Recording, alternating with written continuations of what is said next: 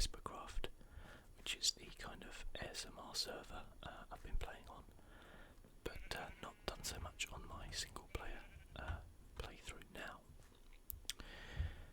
It was really to give me a little bit of a break. I'd done, I'm just going to jump in the jacuzzi here, I'd done 52 episodes I think, and I just needed a little bit of a break really, from Minecraft and from this series, but I'm back now and I'm going to be doing a video a week I think at least, back in here, so that should be good. Now, I've been having a little wander around just to kind of remind myself of what we got going on, and it's nice because I'm pretty pleased with what we have here. So we've got our chicken coop, our barn, house, the workshop over here. We've got our enchanting tower up there on the hill. We've got our little fishing jetty with the wheat and then our other crops, and of course our little picnic area here, along with our kind of dark oak supply and and we've got the mining production, like ore processing area over here. So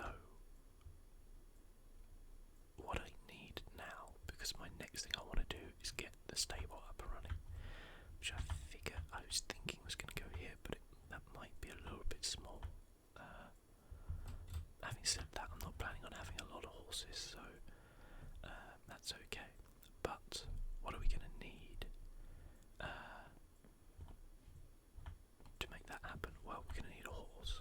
That's like the the main component, isn't it, in a stable? A horse. How do we get a horse? Well, we need a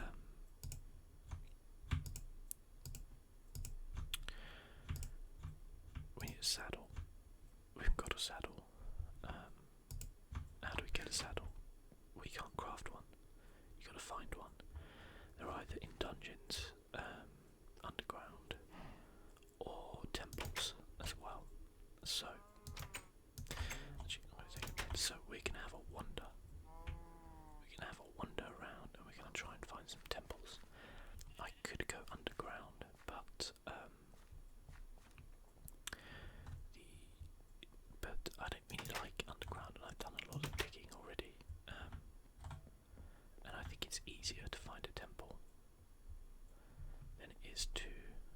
We'll just take that bed for now. I think I've got a spare one, but it's the one I'm used to sleeping in, so we'll take it. Yeah, so we've got.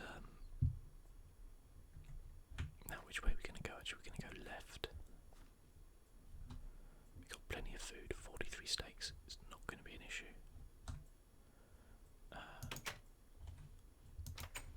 So, where are we now?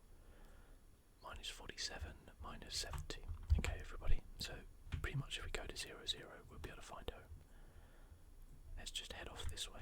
So, we're going to go on a little adventure, which is good. I think that's a good way to start back in this series, in season 2, if you like, of this series. Oh, that's a bad start. Oh dear. No, this isn't actually season 2. I do have an idea to do a season 2, but there's plenty of things I want to get done here first. So you can expect a few episodes here, and then truthfully I'd probably start again in 1.10 in another series. But as I said, that is quite a long way off, so don't you worry about that for now. In fact, probably by then it'll be like 1.11 or 1.12, so kind of irrelevant really. But I do like 1.10. There's a lot of features added to it.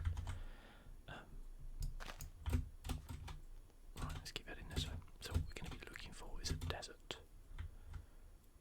Now, I seem to remember looking for these all the time in just every. Look, there's our little thing up there. Oh, you know what we will need? We'll need wood, because we're bound to need a boat at some point, aren't we? Let's just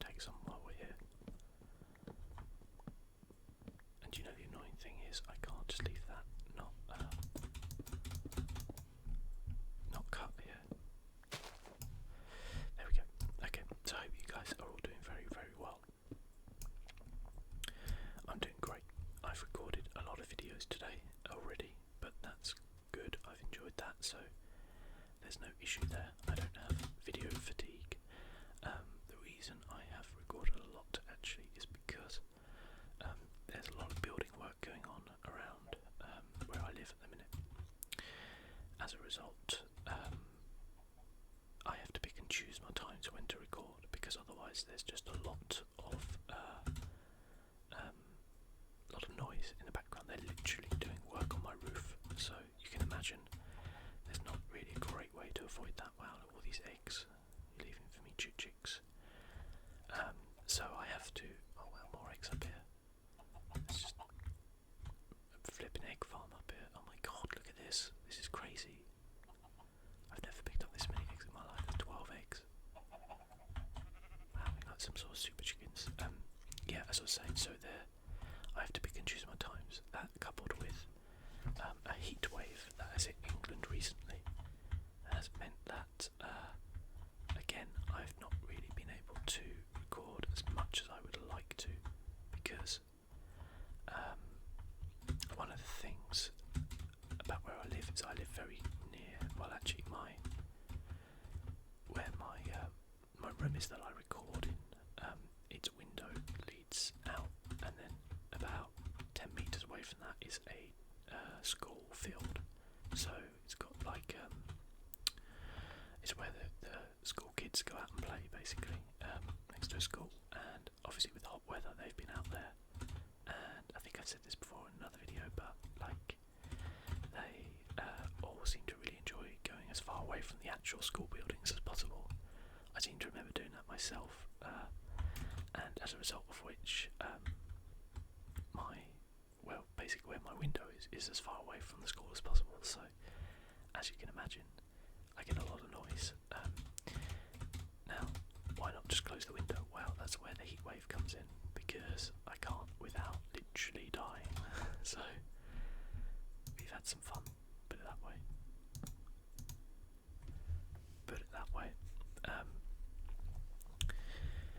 Yeah, so it's all little tests, you know. I'm actually going to put a little beacon up here just to see where I am. It's all there to test us, you know, and that coupled with work's been pretty busy as well, because for those of you who don't know, I work in a cinema, and whenever the kids are off and they've just, like within the last week, finished school for the year. Well, I mean, their school year, not for this year, obviously, that'd be crazy, but they won't be back until September. So, yeah, it's just all kind of happened at once, and I still managed to have a good amount of content go up, I think, but as I say, I have to pick and choose when I want to record, and, you know, sometimes that ideal situation, like I'm recording, these plants are nice, I don't think I have any of these. Yeah, like sometimes the ideal time for me to record, which is actually late at night because there's no building work, there's no school kids around, and it's a lot cooler. And that's sometimes not ideal for work situations. So you have to kind of manage things as best you can. Obviously, I don't do this full time.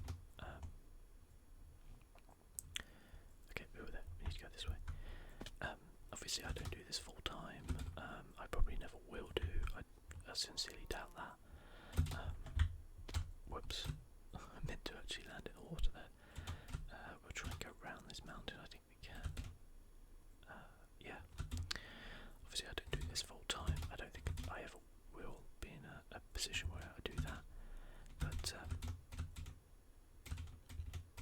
and I don't really want to be, if that makes sense, because it's one thing to have a hobby, it's another thing to turn that hobby into your work life and your means of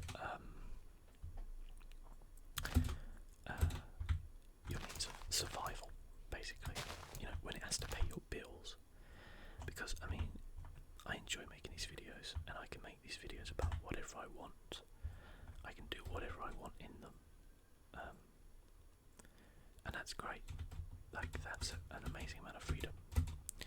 If I was at the point where I needed to financially rely on my videos to eat, to sleep, as in to pay rent, and you know, just all round generally survive, buy clothes, you know, all that type of thing, would I I have the same freedom.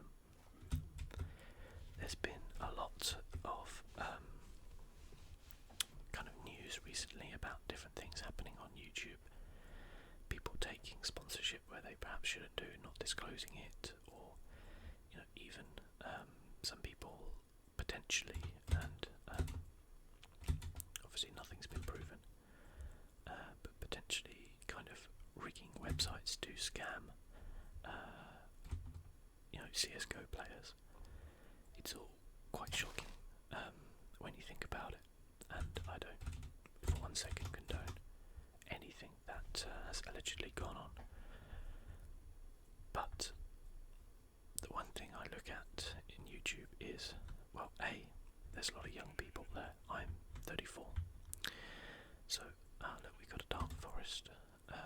So perhaps I'm at a point where I know better. I've made mistakes in my past.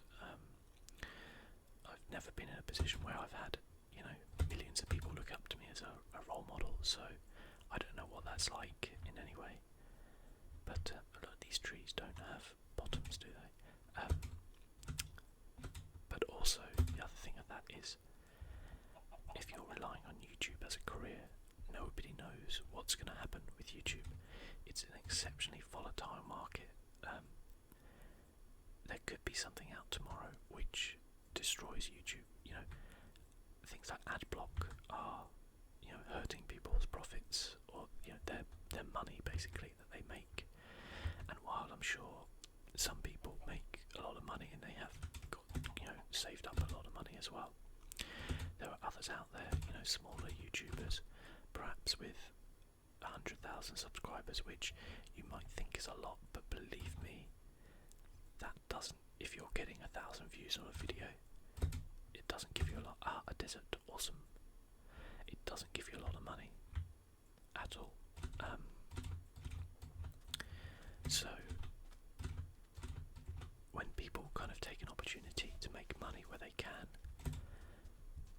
you kind of turn around and think, well, have we crashed? We crashed. Hey guys, we're back. Sorry, it crashed.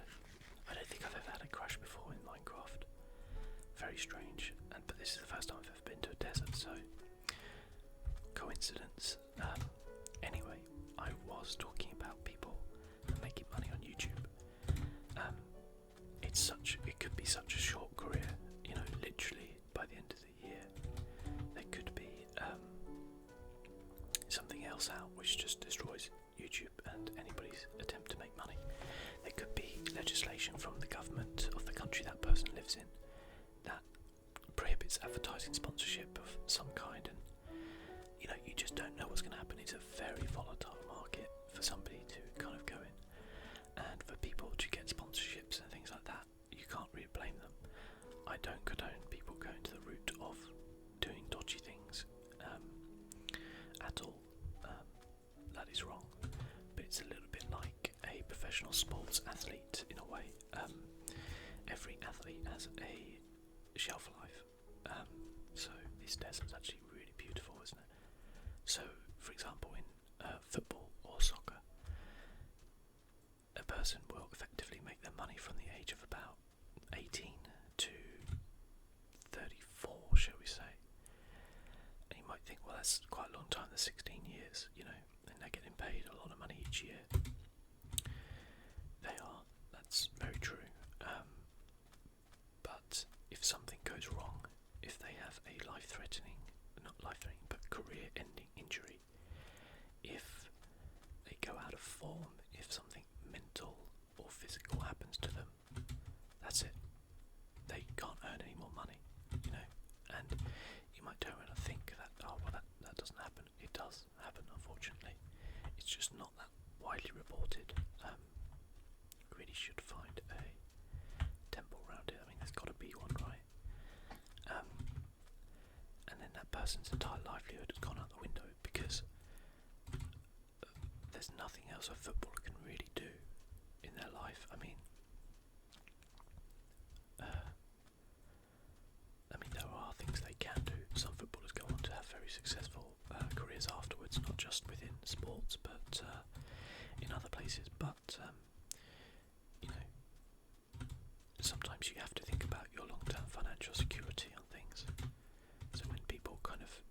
criticise a footballer for taking a big money move to a big club, you have to kind of think, well, what would you do in that situation? You've got a family to support, and you might well love the club you're at, love the fans.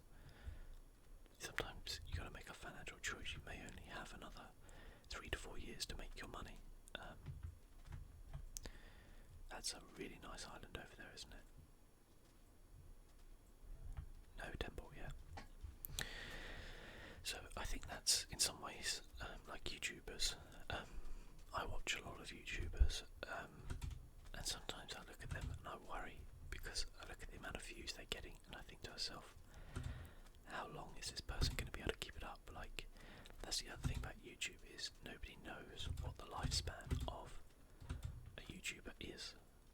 I mean, for example, in 10 years' time, will people like PewDiePie still be relevant? He'll be 10 years older. I don't know how old he is actually. I would imagine he's probably mid-20s. Once he hits his mid-30s, will he still be relevant? Will he still be getting the legions of kind of 14-year-olds and people like that, or will they have moved on to the next person by then? You just don't know, do you? You don't know what's going to happen. You don't know what's going to happen for him in 20 years, 30 years. YouTube might not exist then. It's a really weird. I mean, don't get me wrong, I'm sure he's going to be absolutely fine. But for other YouTubers or Twitch streamers, for example, you don't really know. Now, I know a few of them do go on to take jobs in the industry. Let's go down this way. And things like that. But it's not for everyone, I guess. And I wouldn't imagine it's a great thing to have on your CV to get a vaguely normal job. You'd be like, yeah, I was self-employed. I played video games every single day for the last 10 years and put videos up on YouTube. I have a feeling like employers might not really appreciate that. This is nice here, isn't it? This sandstone actually looks really good in this texture pack, doesn't it? Just have a little quick look down here. Oh, there's nothing here. I think we'll get the bed out. Have a little sleep, then we'll probably cross this water. Oh, look at that, we can see the moon rising. That's nice. Yeah, so my point of that whole ramble is that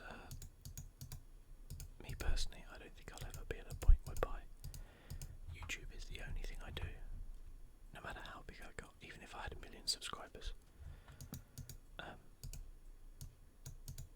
Which, by the way, I sincerely doubt will happen, but again, it's such a volatile market, you never know. But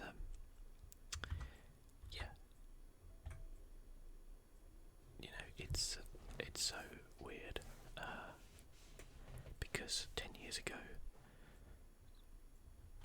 if you said to somebody, yeah, I'm a YouTuber, I make my money from playing video games or making videos or doing blogs and vlogs and things like that, people would think you're crazy. They'd be like, how do you can't make money out of that. People still, to this day, cannot comprehend that people can make money out of YouTube and how it works.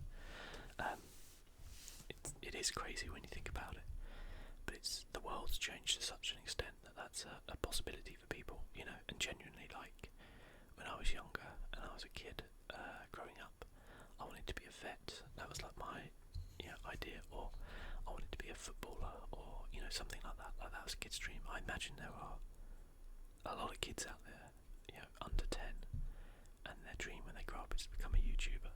It's a really weird thing, and I really hope YouTube still exists for them in a format that they can fulfill that dream when they get older.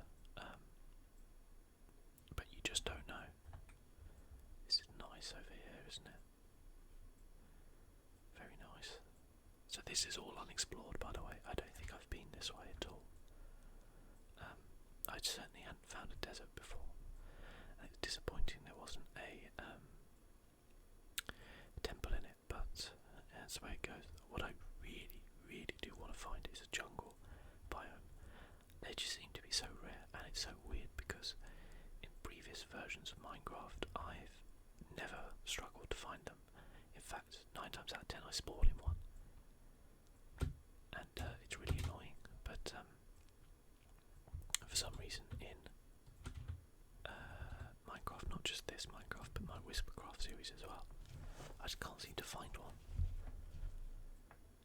And I do want those sweet, sweet cocoa beans so badly. A jungle would be good as well, because we could find a temple in there as well. So, you never know.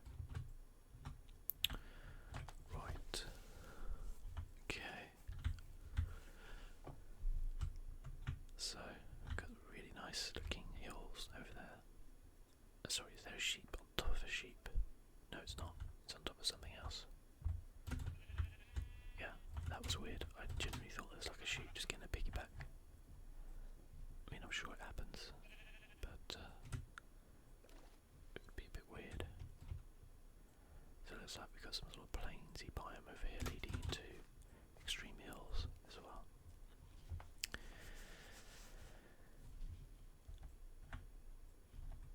Yeah, very nice. I do like just having a little explore around in Minecraft. It is one of the nicest things to do. Just knowing that, I mean, specifically on PC, you can just go in one direction and it'll just never end. That's quite a thing to imagine. And speaking of never ending, a game I am so looking forward to, which is out in a couple of weeks, and you can 100% guarantee I will be making videos on, is No Man's Sky. I'm not one of these people who is on the hype train to the extent of I think this is going to be the greatest thing ever made and it will be the only game I ever play again. But I am one of those people who's like, I really, really like this art style you've got in the game. I like what you're doing with it. I think it looks pretty simple. You know, it's not going to be an Elite Dangerous in terms of flight mechanics and things like that, or like power play, you know, with different factions and stuff like that. But it just looks like it's going to be so much fun to just kind of explore and fly around and then go to another planet and explore, and I just think it looks really good. And you know, even if it's a 7 or 8 out of 10 kind of game, I think it's right up my street.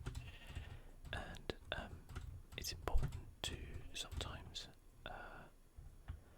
understand that even though a game might get low review scores, it could be something that really responds, which you just really resonate with. Something that just, because there are plenty of games out there which I've played which have had fairly low review scores, but I've liked a lot. And you know, things like the Assassin's Creed series and stuff like that comes to mind, where certain games have been really kind of berated in the press, but I've really, really enjoyed them. And whereas some other games which have got really high scores, I've just not been able to get into. So it's kind of worth remembering that. But I do hope No Man's Sky is a success, both critically and you know, commercially, because A, it's made by a British company and I like that. The guy who's kind of like the lead on it, Sean Murray, seems like a really good guy. I love his enthusiasm with the game and just games in general. And it's an indie game which a lot of people probably wouldn't take. You know, it's good to see indie games partner up with bigger companies, in this case with Sony,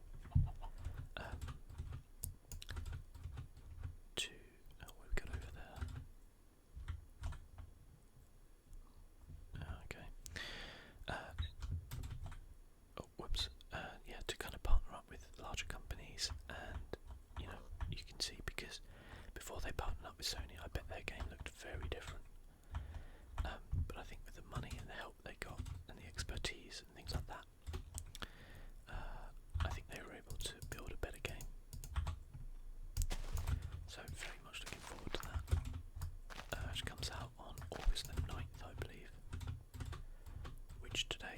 is, as I record this, is like the end of July, so it's really only less than 2 weeks away, which is super cool. So we just make our way up this hill.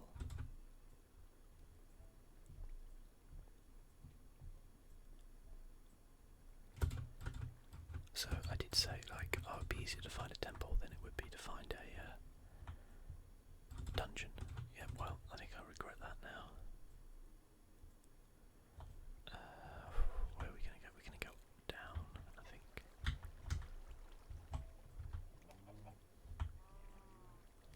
There we go.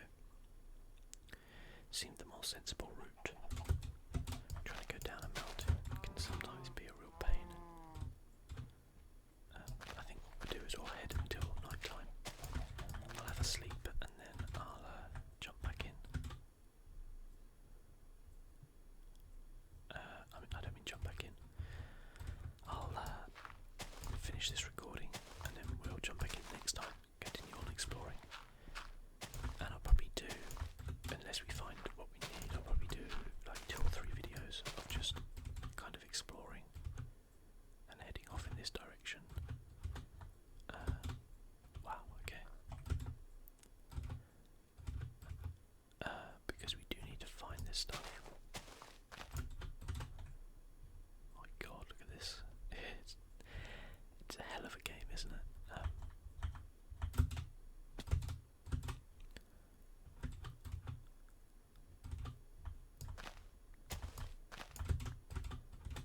Look at this, just like forest everywhere. I don't even know which way I should be going. I think it's that way. But I've no idea. Actually gonna finish up now, I think. The sun's gonna be going down shortly. I don't want to get caught underneath all that forest when that happens. So guys, thank you so much for watching again. Welcome back to Minecraft. Thank you for listening to me just ramble on about rubbish. And I'll catch you next time.